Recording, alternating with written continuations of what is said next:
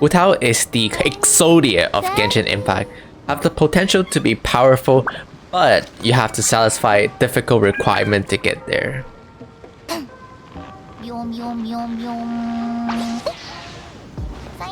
For those who don't know, EXODIA is a very iconic card in the popular anime Yu-Gi-Oh! With a really powerful effect that allows you to instantly win the game.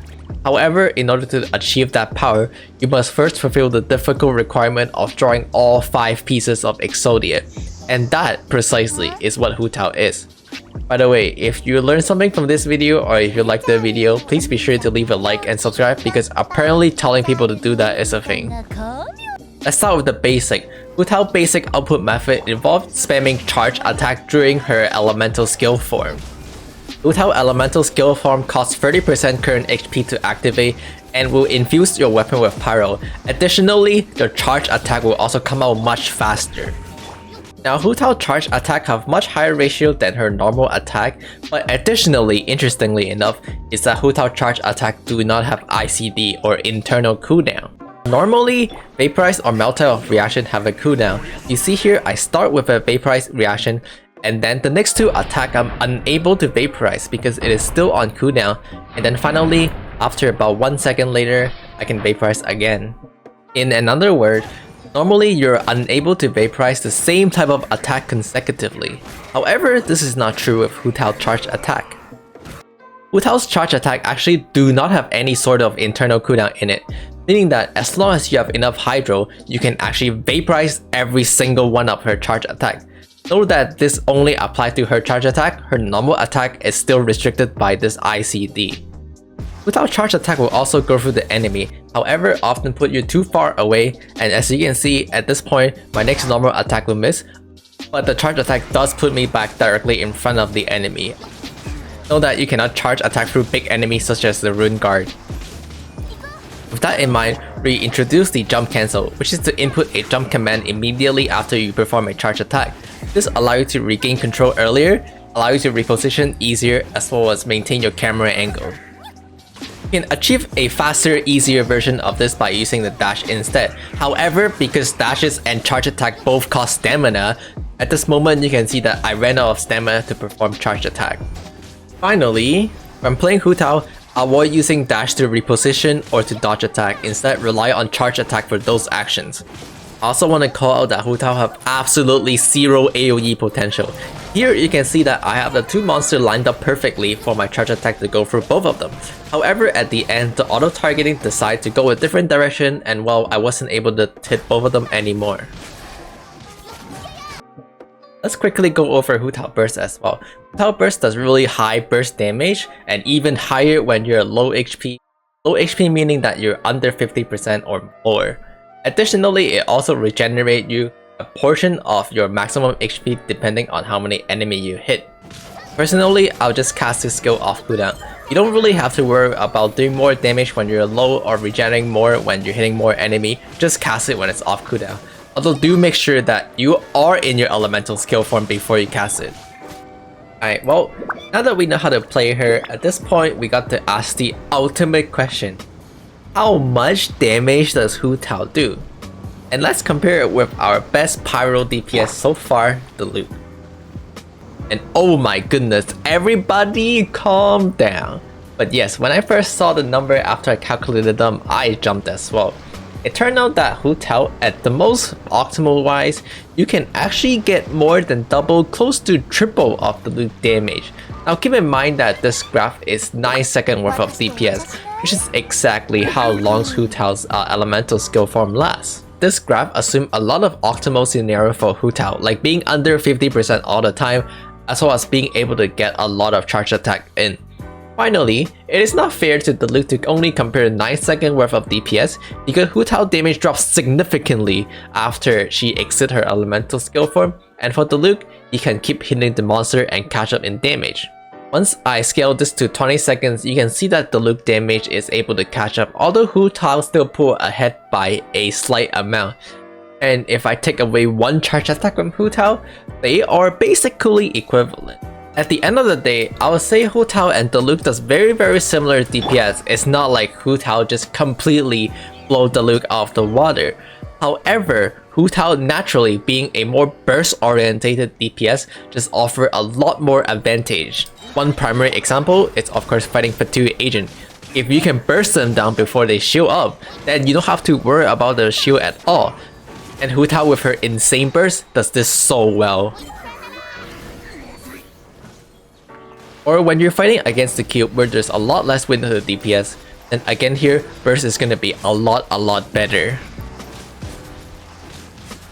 And don't forget that Hutao, when she exceeds her elemental skill form, she can actually grant her teammate the 12% critical rate, meaning that you are potentially letting your teammate do even more damage. So you can see how Hutao could be better than Diluc in a lot of different ways in terms of damage.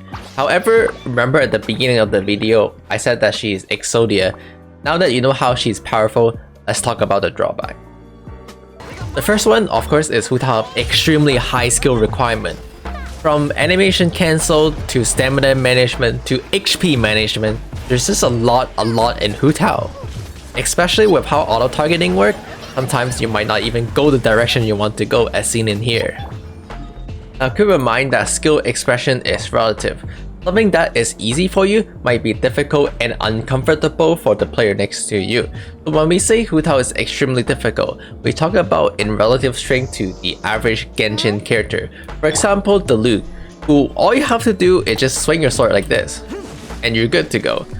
Until you learn Dragon Strike on Diluc anyway. This is a new Chinese tech that I'll be covering later. Anyway, back to Hutao. The first problem with Hutao is of course stamina management. When you spend all your stamina during charge attack, this leaves you with absolutely no stamina to dodge or whatsoever. However, these rune guards do not let you charge attack through them, meaning that you have to rely on your dash to dodge. So we now run into the question of, do you spend stamina dodging or spend stamina attacking? Can you even imagine the horror of playing Hutao in the very old Troll 4 Abyss, where it continuously drains your stamina and you have to dodge the ice cages? A prime example here where I spend my stamina during charge attack and I run out of stamina, so I died.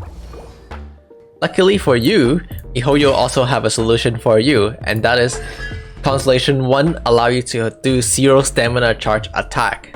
And oh boy, this constellation is so huge that potentially it's one of the biggest game changer ever. In fact, I would even dare to say that this constellation is better than Mona C6, or perhaps better than Qiqi C6. But you know, it's not a really fair comparison because we're talking about Qiqi. Having a charge attack cost 0 stamina is gonna make Hutao feel so much smoother to play. But not only that, it will actually make you do a lot more damage because now you can properly utilize the dash cancel on Hutao. Now, unfortunately, I don't actually have Constellation 1, but from what I heard from the Chinese community as well as the English community, having Constellation 1 just makes Hutao feel so much better to play. Being able to dash again means you can avoid more damage easier, but most importantly, being able to utilize the dash cancel that I showed you at the beginning of the video. By being able to cancel out your charge faster means you can get more charge attack, meaning that you could actually get 30 or even 40% more damage on Hutao. Now the second thing with Hutao is of course HP management. Now you might think that it is because of you want to be lower than 50% to get the power damage bonus, as well as do more damage on your elemental burst. But that's not actually what I'm talking about. I'm talking about the fact that because your activation costs drink 30% of your current HP, you die so fast without realizing it. As it turned out, because you're so close to dying all the time, you don't have to purposely keep your HP under 50%, but you do have to be careful to not die. Now, a lot of you might also be thinking, well, I'll just bring a shield. And that you can do, but there's still some slight problem with it. The first one, of course, if your shield breaks, you have no good way to refresh it. Let me give you a scenario. Suppose you start with Zhong's shield, and then you switch to Hutao and enter her elemental skill form. Then you attack the enemy. But unfortunately, the enemy attack you back, and at this point your shield breaks. So do you ask yourself, do you continue attacking without shield and risk dying? Or do you switch off, refresh your shield, losing damage in the process? Unless you're running a really geared support, your shield will break, even if you're running Zhong, and not everyone have Zhong because he's a 5-star character after all. And this leads to the next topic, and that is the requirement on your support. Let's start with Xingqiu and how his elemental bursts have a cooldown of 20 seconds instead of 15, which doesn't perfectly line up with Hutao. Here you can see that after my Hutao elemental skill form end, I rotate through my support elemental skill, but by the time I switch to Xingqiu, his cooldown is still not up. So I'm forced to attack as Xingqiu for a bit before I can wait for the cooldown. This is also why in the previous graph I used 20 seconds instead of 15 seconds. What's even worse is the potential energy requirement that you might not have. Here you can see that I switched to Xingqiu and I cast the elemental skill on Xingqiu, but I did not get enough energy. At this point you need to ask yourself, do I keep on attacking as Xingqiu hoping to get a bit more energy, or do I just give up on vaporizing? And this is what I mean by requirement. Once you lose your chance to cast your elemental burst, you're not gonna get it again because switching out of Hutao's form means cancelling her form. Remember in the previous clip where I have to wait for Xingqiu's cooldown? Surely if my Zhong have his elemental burst here, I could be casting that instead during the wait. But it does mean that you do need a certain amount of energy recharge requirement on every single one of your character. This is of course a slightly less issue on other characters since you can switch anytime. And so there's gonna be gear requirement on your other character. Most noticeably, you want enough energy recharge. You can either achieve that on Xingqiu by having Constellation 6, which regenerate energy for you, or you can have a high refined energy recharge weapon, whether it be Sacrificial or Phoneus, as well as perhaps some energy recharge artifact. But again, these are requirements that you have to build on your support. Aside from the energy requirement on Xingqiu, you're also gonna want to put a lot of good artifact on your shielder, potentially Zhong, because then you can get a bigger shield, and so it will help a lot when Hutao is draining her HP. Now don't get me wrong, I'm not saying that if you're playing Diluc Vaporize, then you don't need gear on your Xingqiu or Zhong, but Diluc demands less from his support, and so you can put less gear or you can get away with less gear. And finally, Hutao is less compatible with something like the Anemo support to apply VV, because in order to apply the 4-set VV resistance down, you must first apply Pyro and then Sorrow them. However, the only way to apply Pyro is through your elemental skill, which you can exit out, or you can use your elemental burst I suppose. Finally, Hutao have slight issue with bennet since bennet will heal you out of the 50% range, meaning that you lose the Pyro damage bonus buff as well as losing the damage on your elemental burst. Anyway, we talked a lot, but let me teach you how to build Hutao real quick. Starting off with the weapon selection, Staff of Homer is the absolutely best weapon. Otherwise, if you have a 5-star polearm, use a 5-star polearm. However, moving on to the 4-star option, it turned out that High Refined Dragon Bane is actually the best, followed by either Deathmatch or Blackcliff. Lithic weapon is kind of bad because Hutao much rather have other stats such as crit or maybe even elemental mastery from Dragon Bane. Finally, if you have nothing else, White Tassel is a really good weapon since it provides crit rate and normal attack damage as well. Moving on to artifact, the very standard Pyro DPS set, so the Crimson Witch of Flame 4 set is definitely what you want, with the traditional crit on your helmet as well as a Pyro Goblet. Now for your Sands, Elemental Mastery is actually going to be the best option. However, HP percent is really good as well, and it's only 10% less damage than Elemental Mastery, but with the additional benefit of making you tankier and letting you survive longer.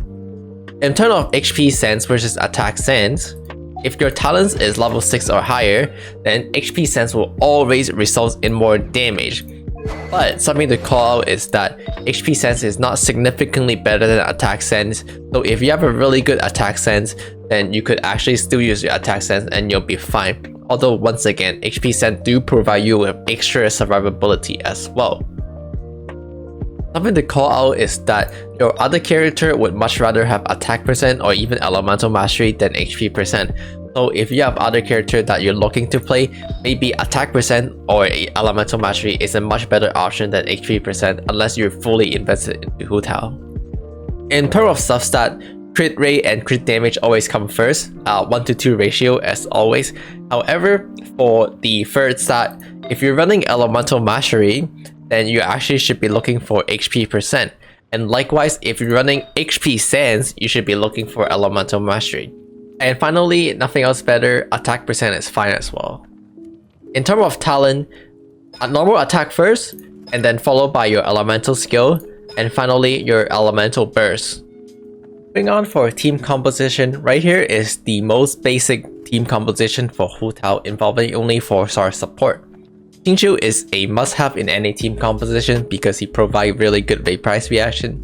Xia have really good ratio, and because of the way that Hutao charges, you can actually apply the hit on Xia really quick, and Xia can occasionally provide you with cryo so that you can melt.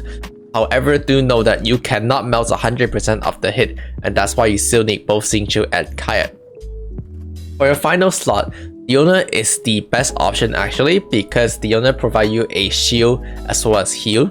Diona shield also have this stamina reduction, so will help a lot on Hutao about this stamina management or just spamming more charge attack in general. Finally, Diona also can provide occasional cryo reaction, which help you get even more melts off than just having Xia alone. However, Diona's shield is relatively small, so you will need a lot of investment into Diona to make sure that the shield is big enough to keep up. And if you don't, and if you have Zhong, then he's a really good option as well, since his shield is much bigger, as well as providing some resistant down shred so you can get more damage on your Hutao. Now, if you don't have a geared shielder like a Zhong or Diona, I heavily recommend you bring Bennet. A lot of you might be thinking, well, doesn't Bennet kind of counter the entire Hutao being under 50%? And while it kind of does, you actually end up doing more damage this way because the attack buff on Bennet is so huge, provided that your Bennet is not like level 1 or have no investment at all. I know a lot of you are thinking that Hutao and Bennet are not exactly the most compatible, so you'd rather put Bennet on the other team. However, I disagree with that. I would much rather put Bennet on the Hutao team if I do not have a really geared shielder like a Diona or Zhong. The reason of course being that this allows you to get the power resonance, meaning that you do more damage. On top of that, Bennet buff actually give you more damage than the entire Hutao under 50% HP thing. So you still result in doing more damage this way. Now, one of the reasons why people often pair double pyro is not only because of the power resonance, but also because of the power energy. Doing it this way means that your Hutao can battery your Bennet with her pyro orb, and Bennet can potentially help out your Hutao with Bennet's pyro energy as well. And finally, Hutao just dies so fast, so unless you're really confident in your ability, I would really suggest just playing with the fact that you can be healed up all the time when you pair it with Bennet. Finally, if you're confident not to die, for example, you have C1 Hutao and you can actually use your stamina to dodge, then Mona is a really good option because while the Omen buff is really short, your DPS window on Hutao is short anyway. Some final suggestion is replacing Xia with Ganyu. However, Ganyu is usually better as a second team DPS, and this is the free 5-star character comp, so not really heavily recommended. And other option is of course running double Geo for a bigger shield. However, this last slot here should be Albedo, which I don't have, and it's again a free 5-star character team, so I'll not go into too detail about it. A final option could be the official Beidou comp on top of Hutao Xingqiu because Electric Charge does not take away Hydro Aura, meaning that your Hutao will still be able to do Vaporize. However, these teams have no heal, so you have to play around the damage reduction between Xingqiu and Beidou really well. Additionally, if your Beidou and Official is not really geared enough to provide the damage, then it's not really worth playing this comp as well. As a final remark, I think that Hutao is extremely powerful in terms of dishing out damage, especially in a short period of time. However, I still think she is a really balanced character because she has a lot of drawback. You have to get through a lot of steps, a lot of requirements in order to get that powerful damage. Similar to you have to draw the 5 card of EXODIA in order to fulfill the condition of EXODIA. And surely, Hutao does outdamage Diluc. However, I don't think there's anything wrong with that. A harder to play character outdamaging a easier to play character by not even a significant amount. I would even dare to say that for most player, especially average player, Diluc will be the choice and they will have much more success when they play Diluc. Hutao have 0 AoE capability after all. Keep in mind that for Diluc, his big ass sword can make him swing around and hit a lot of enemy. But for Hutao, because of the auto targeting and how unreliable the charge attack is, it's really hard to hit more than one enemy unless somehow they perfectly line up. Overall, I would say that she is a 3 out of 5 exactly where a balanced character would be put at. I do have to say that she is very fun, however she is very talkative, especially this part. If you already have another pyro DPS like Diluc or Klee, then I actually recommend you not to pull Hutao because they both share Xingqiu and it's like requiring Xingqiu. Additionally, if you already have 2 strong DPS and you don't need another one, for example Ganyu and Xiao or maybe other DPS, then I don't really think you have to pull for Hutao either. I don't think that she is that overpowered to the point where you have to pull her. Unlike Ganyu, what I would say is a really good pull even if you already have DPS. Finally, I do have to say that she is unfriendly for new player either in the skill expression requirement or your team requirement or even artifact requirement. So if you're a new player, I'll recommend you against pulling her. But if you do want to play her, if you like playing her, then there's nothing wrong with pulling her as well. She is a very strong DPS after all. I don't think that she is so strong, so overpowered that she is a must pull. In fact, there's rumor, unconfirmed by the way, but there's rumor that Venti Rerun is gonna come up soon, and I will even say that waiting for Venti is a much better choice. But again, that is unconfirmed. Anyway, that's it for this video. If you learned something or enjoyed the video, please leave a like and be sure to subscribe, and I'll see you guys next time.